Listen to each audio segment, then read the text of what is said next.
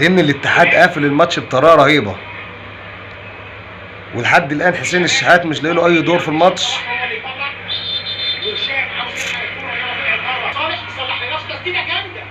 تسديده على مرمى الشناوي، نص ملعب نادي الاهلي مش عارف فيه ايه النهارده. تعمل ايه يا اكرم؟ لعيبه بتلعب الكوره في نص الملعب بس عد من فوق المقص لمحمد الشناوي. الاتحاد ماسك كوره حاليا في الدقيقه 52. احنا ما صدقنا جابوا جون.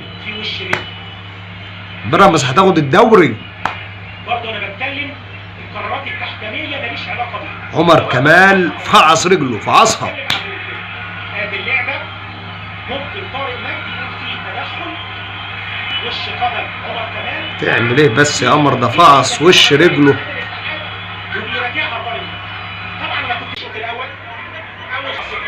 امام عاشور بيشوط ضربه حره مش عارف اوصفها بصراحه، يعني مش عارف اوصف الضربه الحره اللي امام عاشور شاطها ديت.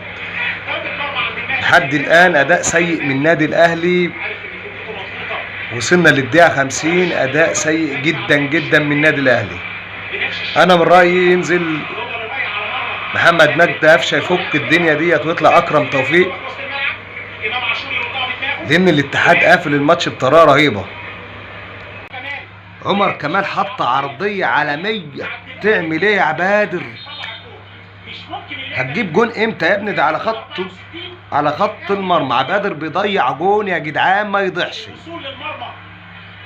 اكتر من مره في لقاء النهارده. ادي عبد القادر شال الكره، الراجل حتى مش مصدق. هينافس على اجمل تضييعه في الدوري المصري السنه دي على خط المرمى.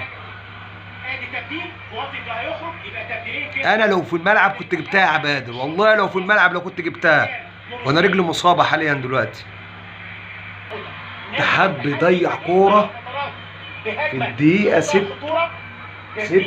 الاتحاد بيضيع هدف اكيد 100%. الماتش رايح جاي ما بين الاهلي والاتحاد، كوره هنا وكوره هنا، والاهلي لسه مضيع كوره. كهروب ولا مودست ولا غيره، كهروب يحط الهدف الاول بشكل جميل. حسين الشحات نايم طول الماتش وبيعدي من الجبهه اليمين، بيراوغ واحد واثنين وبيحط كره عرضيه وبتخبط وتصلح لكهربا، وكهربا بيحط بالهيد. الهدف الاول للنادي الاهلي في الدقيقه 68. الهدف الاول للنادي الاهلي عن طريق محمود كهربا. ما يقعدش على الدكه يا جدعان ده خالص، ما يقعدش على الدكه. كهربا في اي دقيقه يغير لك الماتش يحط هدف. محمود كهربا. اكرم توفيق بيقطع كوره من نص الملعب بيحطها لحسين، حسين بيعدي واحد يا عيني يا حسين وبيلعب عرضيه خبطت، وكهربا بيحط بالهيد في نص المرمى تعدي من تحت رجل المهدي سليمان. الهدف الاول للنادي الاهلي بعد الغاء الهدف اللي كان احرازه اكرم توفيق، واتلغى بتاع الفار. رقم 5 مع النادي الاهلي سجل جونين في ام بي وسجل امامي. الاهلي بالهدف بتاع النهارده يوصل ل 38 هدف، يتساوى مع نادي سيراميكا في الدوري 38. نفس الرصيد سيراميكا كليوباترا، يجي وراهم بيراميدز 37 جول وتصدر الدوري. دول اقوى 3 مباريات.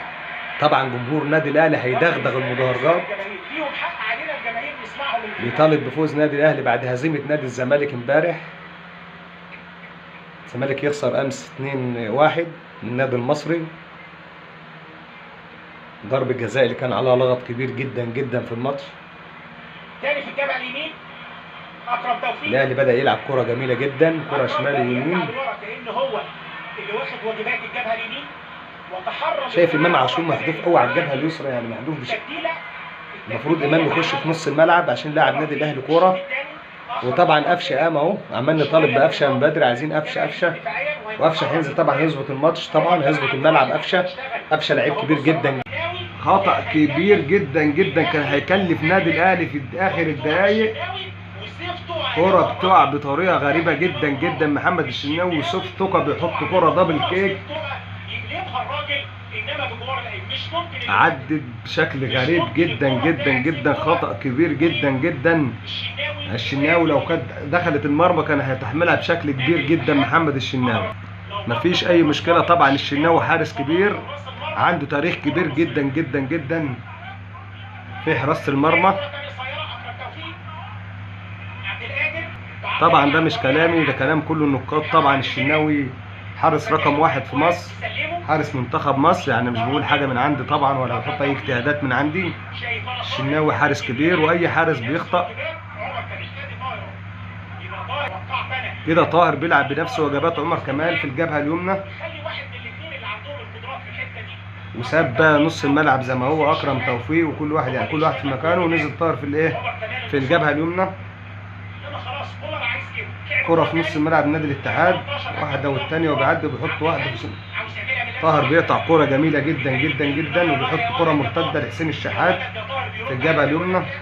حسين بطيء جدا جدا جدا بعد احراز نادي الاهلي الهدف الأول.